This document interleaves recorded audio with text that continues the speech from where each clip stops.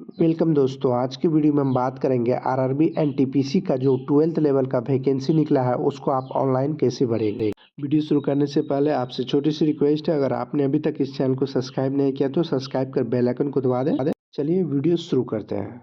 इसके लिए सबसे पहले आपको कोई सा भी ब्राउज़र खोलना है, उसके सर्च बार में आरआरबी एनटीपीसी लिखकर सर्च करेंगे।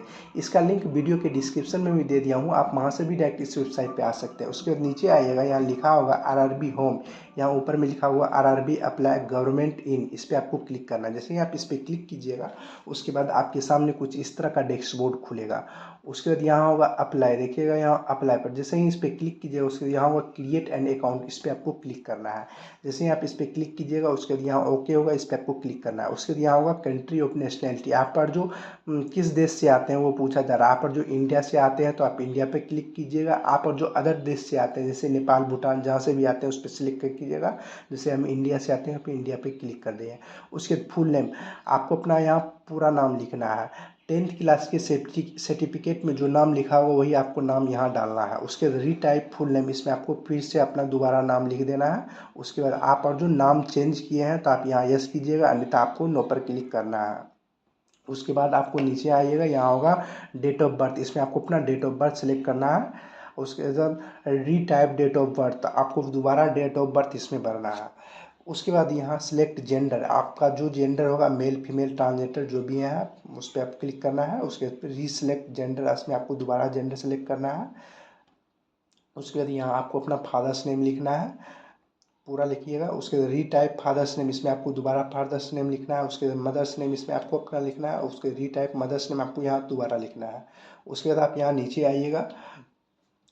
उसके बाद आपको आधार वेरिफिकेशन कराना होगा, यहाँ आपको अपना आधार कार्ड नंबर डालना है। उसके बाद यहाँ वेरीफाई यूजिंग आधार, जैसे ही आधार नंबर डालकर यहाँ वेरीफाई यूजिंग आधार पर क्लिक कीजिएगा उसके बाद आपका सारा डिटेल्स यहाँ पर आ जाएगा। यहाँ ऊपर में बॉक्स होगा माई आधार, उस पर आपको क्लिक करना है, यहाँ पर आ जाएगा पूरा डिटेल्स। उसके बाद नीचे में होगा बॉक्स, उस पर आपको क्लिक करना है। इसके बाद आपको यहाँ पर वेरीफाई होगा, इस पर आपको क्लिक करना है। उसके बाद आपका आधार कार्ड वेरीफाइड हो जाएगा। इससे मान लीजिए किसी के पास आधार कार्ड नहीं है तो यहाँ होगा I do not have Aadhaar card, इस पर आप क्लिक कीजिएगा तो उसके बाद यहाँ फिर से आएगा I do not have Aadhaar card, इस पर आपको क्लिक करना है। इसके बाद यहाँ पर होगा select a valid proof of ID, आपके पास जो भी आईडी होगा वोटर कार्ड ड्राइविंग लाइसेंस या जो भी होगा वो आप सिलेक्ट कर लीजिएगा। उसके यहाँ उसका नंबर डाल देना है डॉक्यूमेंट्स नंबर में।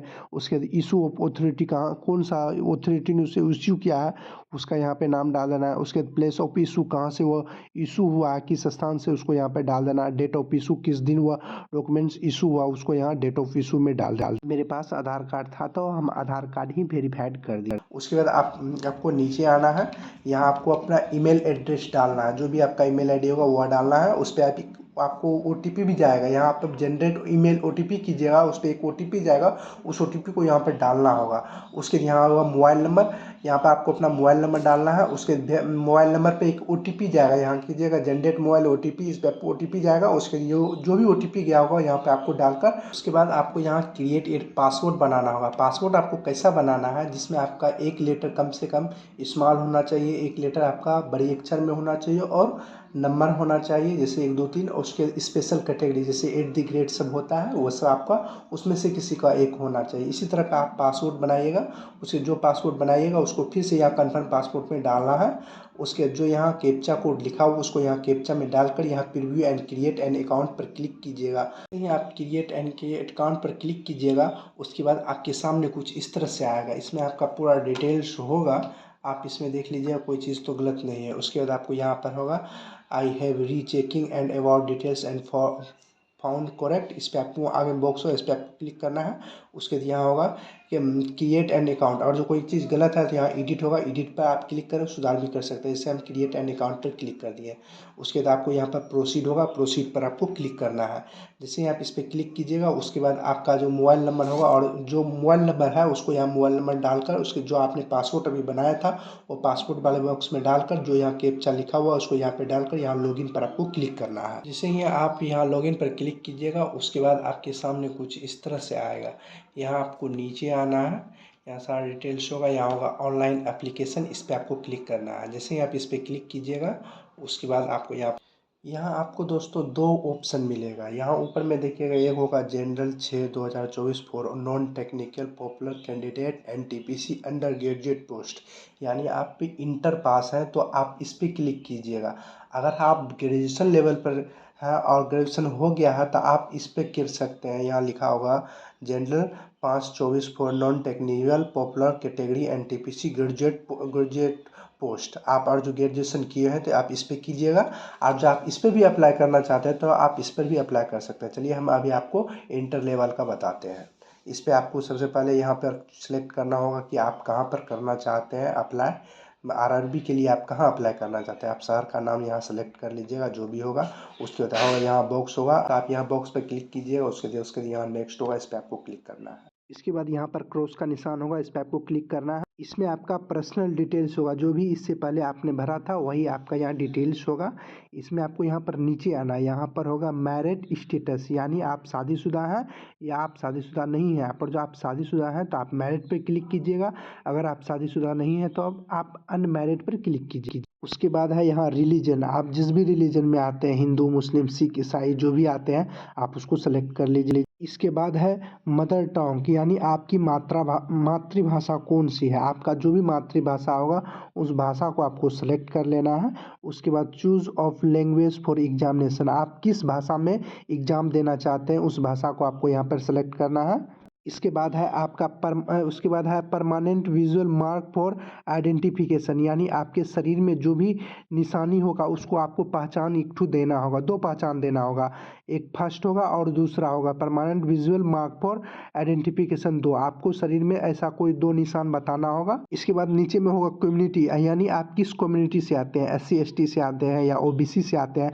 आप जिससे भी आते हैं उसको आपको सिलेक्ट करना है। उसके बाद कुछ इस तरह से आएगा, यहाँ लिखा होगा I understand and I agree, इस पर आपको क्लिक करना है। उसके नीचे में कुछ आएगा do you come under OBC non creamy layer, जैसे हम OBC से आते हैं तो उसमें कुछ नॉन क्रिमिलियर सर्टिफिकेट होता है और जो आपके पास है आप यस कीजिएगा, अन्यथा आप यहाँ पर नो पर क्लिक कीजिएगा। यस पे क्लिक कीजिए, यहाँ होगा आई अंडरस्टैंड आई एग्री, इस पर आपको क्लिक करना है। उसके बाद आपको यहाँ certificate number, issue of authority किसने इशू किया है, डेट ऑफ इशू कब इशू हुआ है उसका डेट आपको यहाँ पर डालना है। इसके बाद अब आपको नीचे में एड्रेस भरना होगा, 2 एड्रेस, प्रेजेंट एड्रेस और परमानेंट एड्रेस। प्रेजेंट एड्रेस यानी आप वर्तमान समय में अभी कहाँ पर रहते हैं, परमानेंट एड्रेस यानी आपका घर कहाँ पर है। पहले आपको स्टेट सेलेक्ट करना है, किस भी स्टेट में आप अभी रहते हैं। उसके बाद आपको डिस्ट्रिक्ट सेलेक्ट करना है, उसका यहाँ एड्रेस आपको डाल देना है। उसके बाद विलेज या टाउन का नाम आपको यहाँ पर लिख देना है। उसके बाद यहाँ पिन कोड आपको यहाँ पर डाल देना है। अगर आपका प्रेजेंट एड्रेस और परमानेंट एड्रेस दोनों सेम है, यहाँ बॉक्स से यहाँ क्लिक कीजिएगा, आपका यहाँ पर आ जाएगा परमानेंट एड्रेस में। अगर आपका सेम नहीं है तो यहाँ आप बॉक्स पर क्लिक नहीं कीजिएगा, जो अभी आपका परमानेंट एड्रेस है उसको यहाँ पर भर दीजिए। मेरा सेम है, हम बॉक्स पर क्लिक करेंगे, यहाँ पर भी आ जाएगा। उसके बाद यहाँ होगा सेव, इस पर आपको क्लिक करना है। इसके बाद आपको यहाँ पर नेक्स्ट नीचे में होगा, यहाँ पर आपको नेक्स्ट पर क्लिक करना है। यहाँ पर होगा आर यू एक्स सर्विसमैन, यानी आप अभी वर्तमान समय में नौकरी कर रहे हैं तो आप यस कीजिएगा, अन्यथा आप नो पर क्लिक कीजिए। नौकरी कर रहे हैं अभी तो आप यस पे क्लिक कीजिएगा। तो आपको यहाँ डिटेल्स भरना होगा, जो भी आप हैं, किस रैंक पर है, किस सेवाओं पर दे रहे हैं। अगर आप अभी नौकरी नहीं कर रहे हैं, बेरोजगार हैं, तो आप यहाँ नो पर क्लिक कीजिएगा। उसके बाद are you personal with disability, आपका जो विकलांग है किसी भी तरह का, तो आप यहाँ यस कीजिएगा। उसका यहाँ डिटेल्स आपको भरना होगा। आप पर जो नहीं है तो आप यहाँ पर नो पर क्लिक कीजिएगा। उसके बाद नीचे आइएगा, यहाँ लिखा हुआ है स्क्रैप डिटेल्स, या इसके अनुसार से आप हैं तो आप यहाँ यस कीजिएगा, अन्यथा आप यहाँ पर नो पर क्लिक रहने दीजिएगा। उसके बाद आपको यहाँ पर नीचे आना है। यहाँ पूछ रहा है कि are you EBC certificate holder, आप और जो EBC सर्टिफिकेट होल्डर हैं तो आप यहाँ यस कीजिएगा। अगर जो नहीं है तो आप यहाँ पर नो पर आप हैं, यहाँ यस कीजिएगा। उसके बाद आपके सामने कुछ इस तरह आएगा, यहाँ होगा I understand and I agree, इस पर आपको क्लिक करना है। उसके बाद यहाँ होगा do you wish to avail fee conclusion, आप फी में कंक्लूजन चाहिए तो आप छूट चाहिए तो यस कीजिएगा। उसके यहाँ आपको सर्टिफिकेट नंबर में डालना होगा। उसके इशू ऑफ अथॉरिटी, किसने इशू किया है सर्टिफिकेट उसको आपको डालना है। डेट ऑफ इशू, यानी किस दिन आपका जो इशू हुआ था EBC सर्टिफिकेट वो आपको डालना है। उसके बाद आपको EBC सर्टिफिकेट अपलोड करना है। अपलोड आपको 500 KB में PDF बनाकर अपलोड करना है। अपलोड करने के लिए यहाँ अपलोड डॉक्यूमेंट्स होगा, इस पर आपको क्लिक करना है। उसके बाद आपको जहाँ भी होगा उस फाइल को आपको सिलेक्ट कर उसके बाद अपलोड हो जाएगा आपका डॉक्यूमेंट्स। उसके बाद आपको यहाँ पर नीचे में बताना है are you employ of Indian railway, आप और जो इंडियन रेलवे में एम्प्लॉय है तो आप यहाँ यस पे क्लिक कीजिएगा, उसका यहाँ डिटेल्स भरना होगा। आप और जो नहीं है तो आप यहाँ पर नो पर क्लिक करना है। इसके बाद नीचे में है name of the current department organisation, यानी आप कहीं नौकरी कर रहे हैं तो आपको यहाँ बताना है नॉट अप्लीकेबल, या सेंट्रल गवर्नमेंट में है या स्टेट गवर्नमेंट में है या आप पब्लिक सेक्टर में है तो आपको ये बताना होगा। आप और जो नहीं है तो आप यहाँ पर नॉट अप्लीकेबल पर क्लिक कीजिएगा। उसके बाद आपको यहाँ पर बैंक अकाउंट होल्डर आपको अपना यहाँ नाम लिखना होगा, अकाउंट नंबर यहाँ आपको अपना डालना है, उसके कन्फर्म अकाउंट नंबर आपको इसमें डालना है, उसके यहाँ IFSC कोड यहाँ डालना है, उसके नेम ऑफ द बैंक आपको यहाँ डालना है, उसके बैंक का जो एड्रेस होगा यहाँ आपको डालना है। सारा चीज़ भरने के बाद उसके यहाँ सेव पर क्लिक करना है। उसके बाद आपको एजुकेशन क्वालिफिकेशन बताना होगा। जैसे यहाँ है क्वालिफिकेशन, यहाँ लिखा हुआ मैट्रिक मतलब मैट्रिक के लिए SLC लिखा हुआ, उसके किस स्टेट से आपने पास किया है मैट्रिक वो आपको यहाँ पर बताना होगा। उसके बाद डिस्ट्रिक्ट, किस ज़िला से आपका जो भी कॉलेज में नाम था उस कॉलेज का आपका ज़िला नाम सेलेक्ट करना है। उसके बाद उस बोर्ड का नाम आपको सिलेक्ट करना है, किस बोर्ड से आपने 10th पास किया हुआ है। आप जहाँ से भी किए हैं उसका यहाँ नाम लिख देना है। उसके बाद आपको डेट ऑफ रिजल्ट डिक्लेयर, आपका किस तारीख को डेट डिक्लेयर हुआ था आपके मार्कशीट में लिखा होगा, उस डेट को आपको यहाँ पर फिल कर देना है। उसके बाद यहाँ आपको उसका रोल नंबर भरना है। उसके बाद यहाँ आपको उसका SLC सर्टिफिकेट यहाँ आपको मैट्रिक का यहाँ पर अपलोड करना होगा। इसके बाद यहाँ पर होगा ऐड, इस पर आपको क्लिक करना है। ऐड पर क्लिक करने के बाद उसके बाद यहाँ पर 1 नंबर में आपका सारा डिटेल्स यहाँ पर आ जाएगा। उसके बाद आपको अब 12th का भरना होगा। यहाँ पे आपको करना है 12th स्टेज, इस पर क्लिक करना है। उसके बाद यहाँ होगा फिर से आएगा, यहाँ 12th स्टेज पर क्लिक करना है आपको। उसके बाद स्टेट का नाम सेलेक्ट करना है, किस स्टेट से आपने 12th पास किए हैं।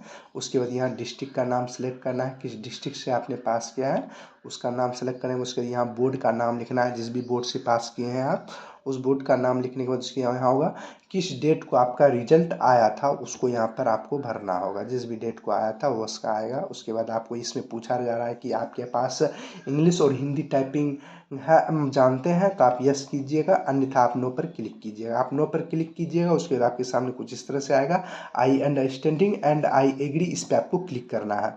उसके बाद यहाँ इसमें आपको परसेंटेज भरना होगा, कितना परसेंटेज आपको 12th में है। उसके बाद आपको दोस्तों यहाँ पर ऐड पे क्लिक करना है।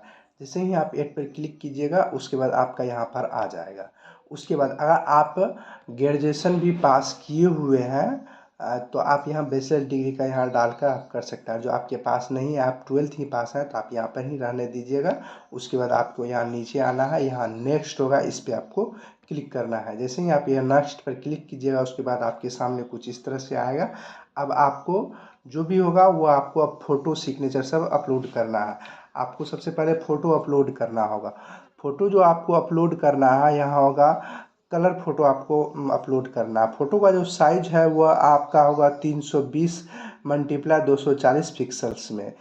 केबी में 30 KB से 70 KB के बीच आपका फ़ोटोग्राफर होगा, आप अपलोड कर सकते हैं। उसके बाद आपको सिग्नेचर भी अपलोड करना है।